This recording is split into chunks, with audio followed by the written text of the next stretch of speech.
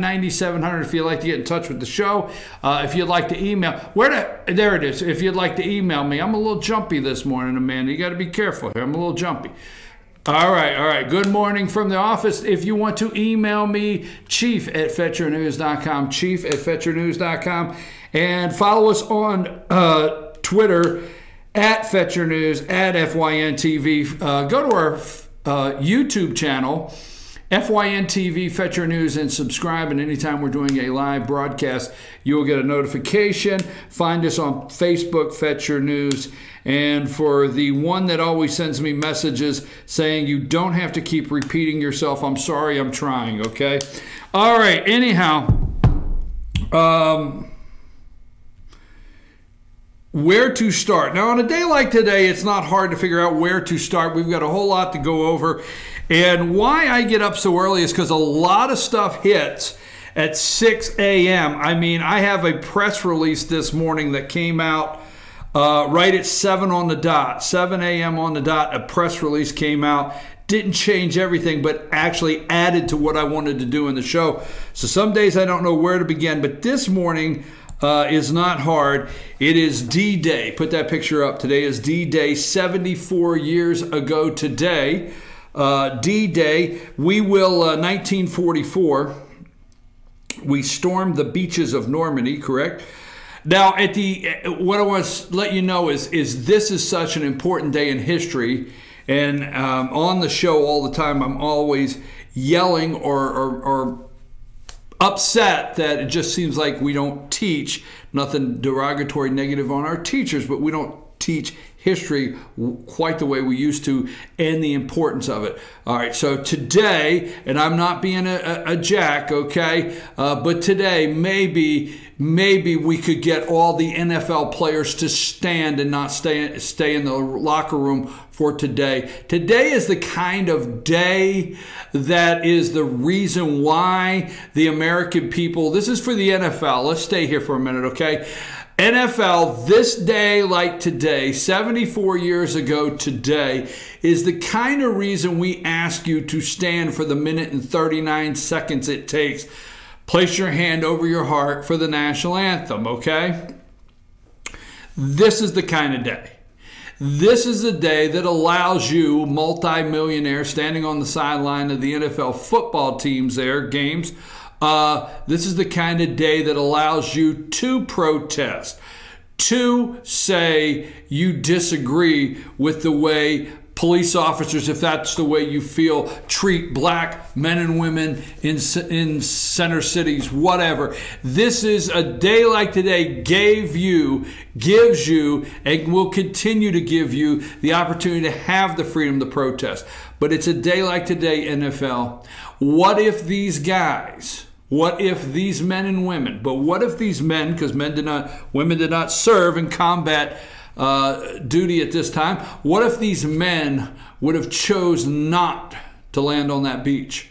What if these men would have just chose to allow Germany to continue their world conquest? What if these men would have just allowed Italy and Japan to move forward? What if these men, you wouldn't be standing on the sideline, you wouldn't be the multimillionaires you are today, and you wouldn't have the freedom to protest and get involved for the causes and what you believe in. So the President of the United States yesterday, D-Day, one more thing. When we take our first break, our very first break, we're going to be playing a 3-minute video of history. Okay, we think it's important. So when I say we're going to break, we're going to go to a 3-minute history video on D-Day, okay, just a brief 3-minute video. Then we will go into our commercial break, and then we'll be back. So about 8:25, don't leave us. We are going to do a 3-minute D-Day history video. So moving right along, the men and women on this day, 74 years ago, made it possible for these multimillionaires. President Trump, you can go ahead and take that down. The Eagles, the Philadelphia Eagles, they were going to send the mascot. And the water boy, maybe Bobby Boucher was coming, I don't know. They were going to send the mascot, Bobby Boucher, whoever else. Foosball is the devil. But anyhow, that's what they were going to do. They were going to send about 10 players. They made 58 or 60 some reservations, the Eagles did. They RSVP'd. They did not want a photo op, they claim, with the president, him using it as a photo op, using our flag and the national anthem as a photo op. I think I will mention that at the next high school game I announce, right? That I go up and announce that I say, hey, before I announce your high school baseball game, I'm going to stay over here till you're done with your national anthem and you're standing in line on first base and third base with your hand over your heart, hats off, because I don't want to be a part of your photo op. That's what they're considering your national anthem and your flag. Anyhow, they were going to send the mascot over to see Trump. Trump said, you know what? We're going to sing the national anthem, and you stay in the locker. You see, when 10 players plan to attend and the rest stay in Philly, that was the symbolism of staying in the locker. Okay? And that's why Trump, a lot of people get mad about Trump tweeting out. That's why he said, look, NFL, you and you're staying in the locker room, okay? Staying in the locker room until after it's over. So that was the Philadelphia Eagles way. They were representing all of the NFL. Don't make a mistake and think that this is the Philadelphia Eagles. Period. The owner of the Philadelphia Eagles is a real leftist. The mayor is a whack job, but he is a real leftist billionaire. He is a wacky left-leaning, as far as you can go, billionaire. He has been derogatory, the owner of the Philadelphia Eagles, about President Trump for so long, and this was an NFL, not Philadelphia Eagles. This was NFL. Okay, you cannot tell me that this was not a signal from the total NFL to the President of the United States. Look, you talked about the NFL, you know, trashed the NFL, get the son of a bitch off the field, all the above. This is what you get from the NFL, not the Philadelphia. You get 10 players. That's what you get, because you think you controlled us, with us losing 9% of our viewership, with your voters turning us off. We're going to flip it around on you, and we're going to embarrass you and show you we'll send you 10 players. That's what you're getting. And that way the nation will see, okay, you don't have the power you think you have.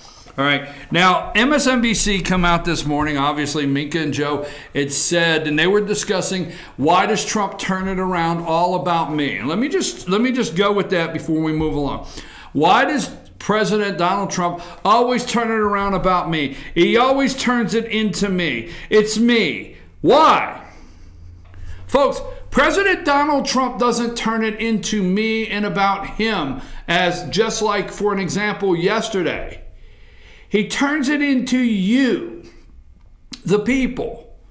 I mean, don't know that I recall ever seeing a media or a group of people that ignorant or just that determined to take this entire country down. Not just him, the entire country, you that go with him.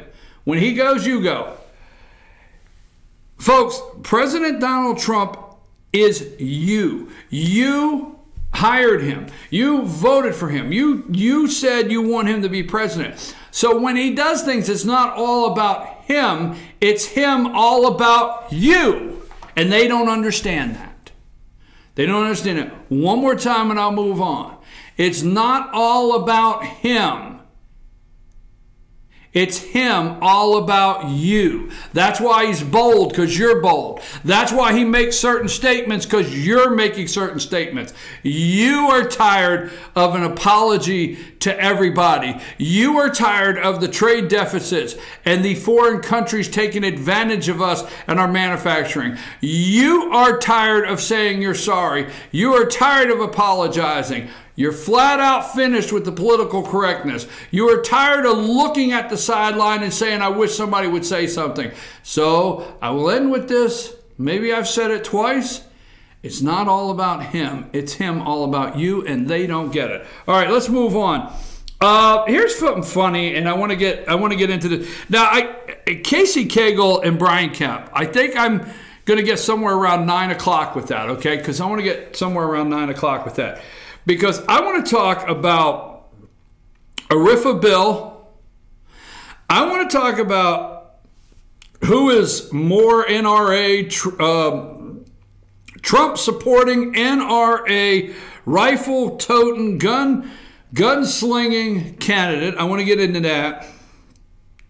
I want to get into the statements that were released yesterday by Brian Kemp and Casey Cagle and what's going on in that campaign. Now, I made a decision when it got into the runoff that no matter which candidate makes a statement, because they're releasing press releases, okay? If you do not want us to dig deep, look into, and talk about the facts here, stop doing the press releases. So they're doing these press releases, scorched earth. The Cagle is making sure, the Cagle campaign is making sure there's one a day that just totally attacks, okay, Brian Kemp in some way or another, okay? And we're going to look at that at 9 o'clock, because I have a couple questions that I have a couple things that I would just like to.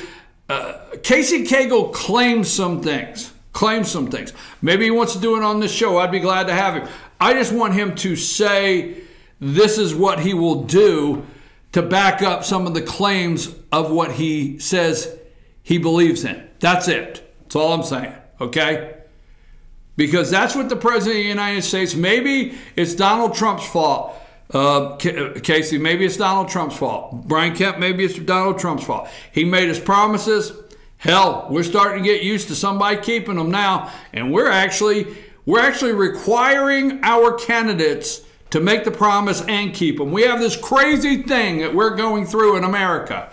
It is just unheard of. It's unreal. It's unmentionable. You thought it would never happen, but Donald J. Trump made it to where you make a promise and keep it, and the damn politicians are running around saying, oh, hell, what do we do with that?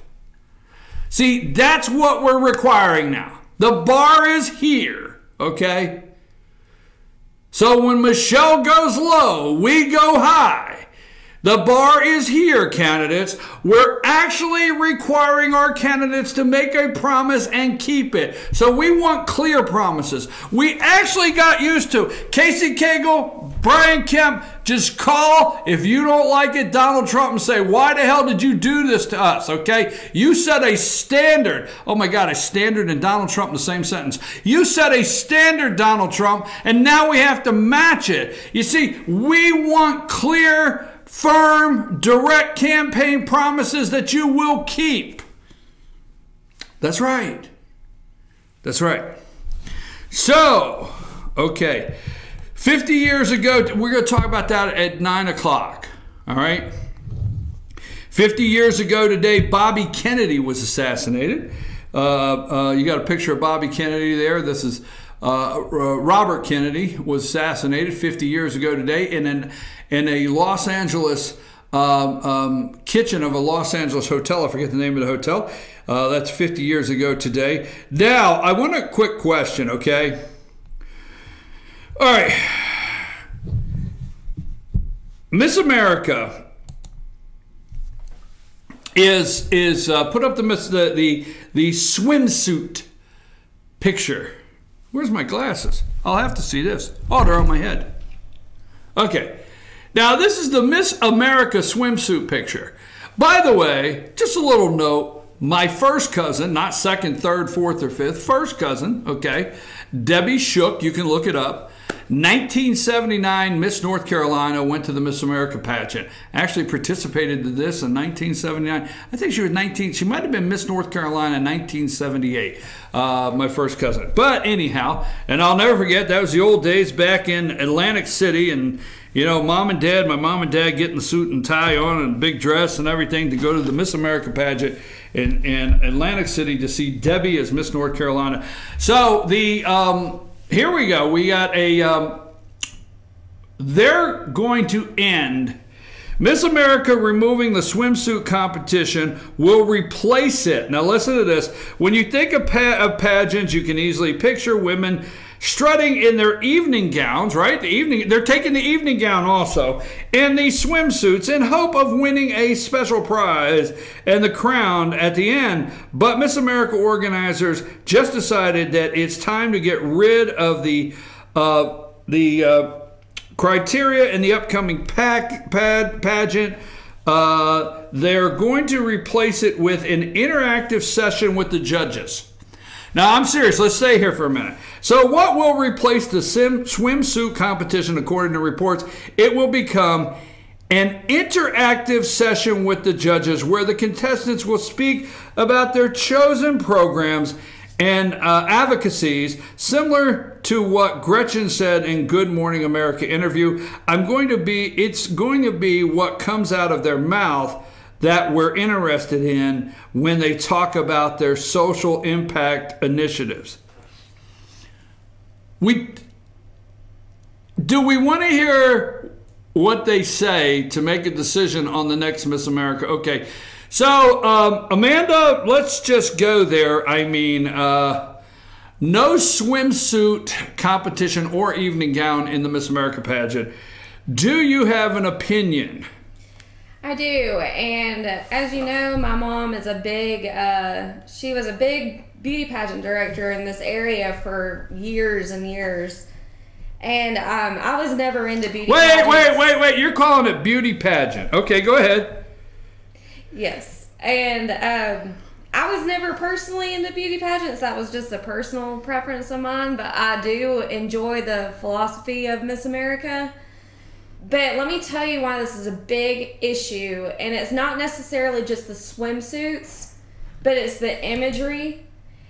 Miss America sets the precedence for these girls where the way you present yourself, it has a profound impact on your imagery, how you present yourself, your career, your future. And this is why they hold these competitions, to prize the winner. So how is it fair that you can trudge out here in whatever you want, but just as long as you make yourself sound good, you can win? That's not fair. That is not fair at all. It's not fair to these girls. So if you're home today and you are dreaming of being a Miss America contestant soon, you can have that second waffle. Yeah.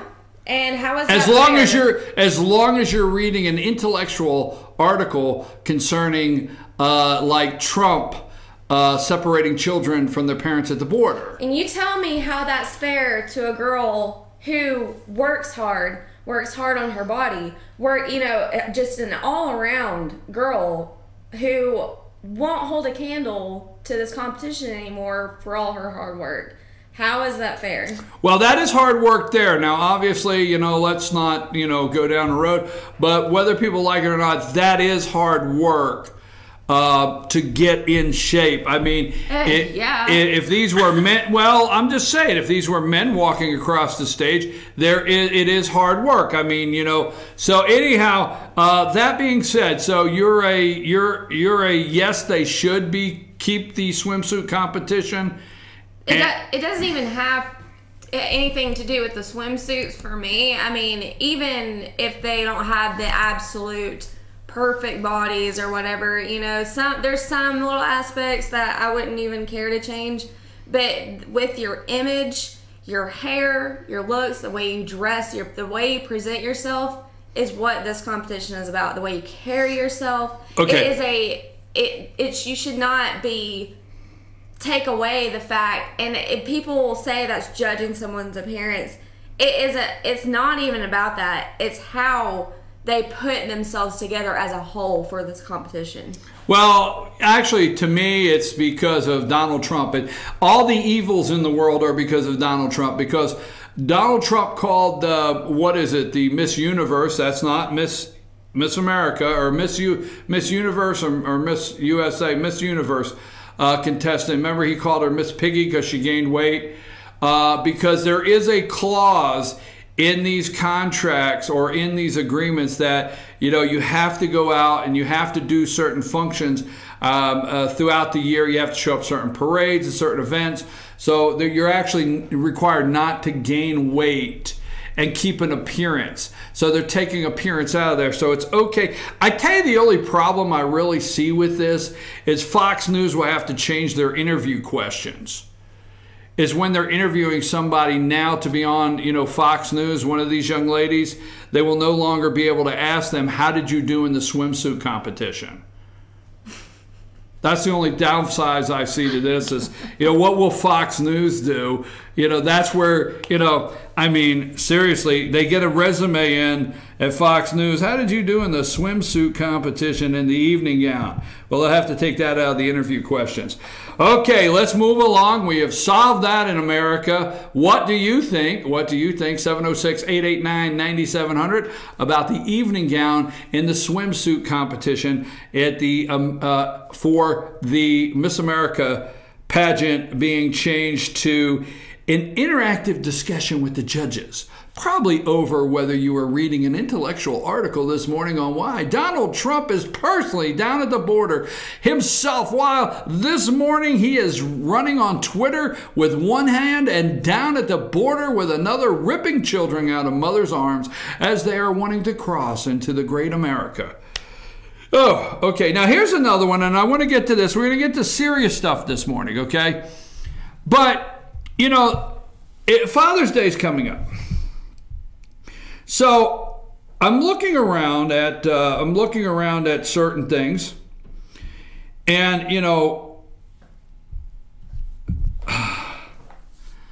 looking around at certain things, and here is, let's put up the so Father's Day. You have Maury Povich with the Who's Your Daddy, okay?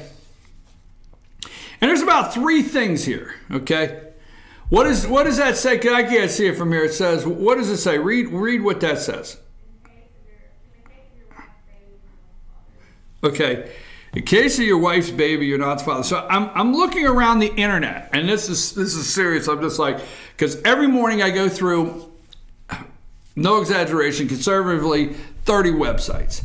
So I'm looking around the internet, and I come across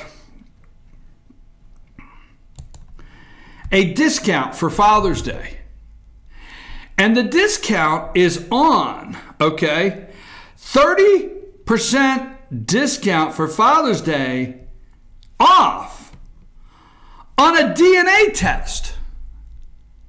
And I'm thinking something about that just does not get to the heart of what makes Dad unique. It's in his DNA. Well, why don't you find out who the hell Dad is first? You know what I'm saying? So, it's just something about the DNA test and Father's Day. So, maybe... I'm sorry. I don't know where I'm going with this, but 30% off. There's something about Dad. Get to the heart of what makes Dad unique.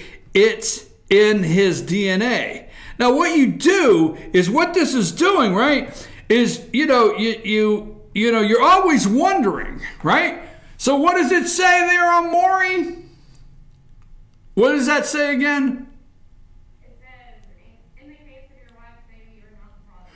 Right, so what happens is, you got the kid wondering. So he says, Dad, I want to find out what's unique about our family.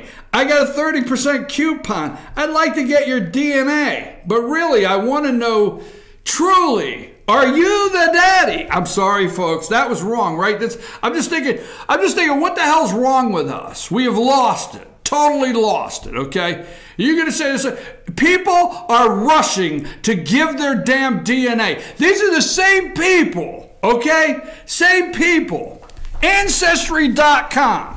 Find out if your great-grandpa fought on the battlefield north of, somewhere in Ireland. What the hell? It's not worth it, folks. We made it through how many years? Not knowing. There are things you do not need to know. There's the old-fashioned thing as take it to the grave. There's the they are screwing up. Deathbed confessions. Screwing it up. Take it to the grave. Sit there when you're dying and grab the hand of that loved one and say, here's all the family secrets. What the hell? You sit here and you are totally shocked that Mark Zuckerberg is selling to China anybody. I mean, he's offering anybody that wants your data. Here it is, your data. Next, you're upset. I'm so damn upset that Mark Zuckerberg on Facebook is just selling my data to everybody in the world. Hell, I know what I'll do. I'll send somebody my DNA. What the hell's wrong with you damn people? Huh? I mean, I still don't know where I'm going, but I'm thinking, your DNA, what the hell's wrong with you? America, quit sending your damn DNA to the lab so they can have a list. Holy, I don't know where that came from. I just see Father's Day. And I'm just thinking, all right, I'm going around here and it says there's something about Dad. Yeah, there's something about Dad. He may not be your damn dad. So here's what. Get to the heart of it. What makes Dad unique. I tell you what makes Dad unique. Him actually being your dad.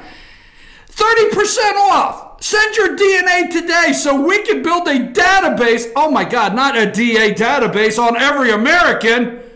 Under the guise of finding out if Grandpa really loved Grandma, and it's really you. What the hell? Okay, I probably should back away. I'm your host, BKP. It's a serious day. It is D-Day. 74 years ago today, our troops stormed the beaches in Normandy. We are going to leave you now with a 3-minute history video. I hope you stay with it. We're going to play this because it's just that kind of day. It's the kind of day to where NFL needs to understand these are the reasons why you stand. Salute the flag. Have respect. Come together. The national anthem. It's a chance for all of us, red and yellow, black and white, all of us to stand together. You never go to a ball game and look left and right and see what color, who they are, or what they're wearing when it comes time for the national anthem. Everybody stands, and that's when we're one. The guy to the lefty is gay and wearing a pink tutu. The lady on the left over here, whatever. The kid's up there has got some kind of hoops in his ear. Yeah, I mean, and you're sitting there thinking, where the hell am I at? But all of a sudden the national anthem gets played. Everybody stands up. Boom. Everybody's together. What the hell? I could see it's going to be that kind of day. I get sidetracked. This is, for you, America, a little history lesson. D-Day. Then we're going to go to our commercials. Then we're going to come back. Stay with us.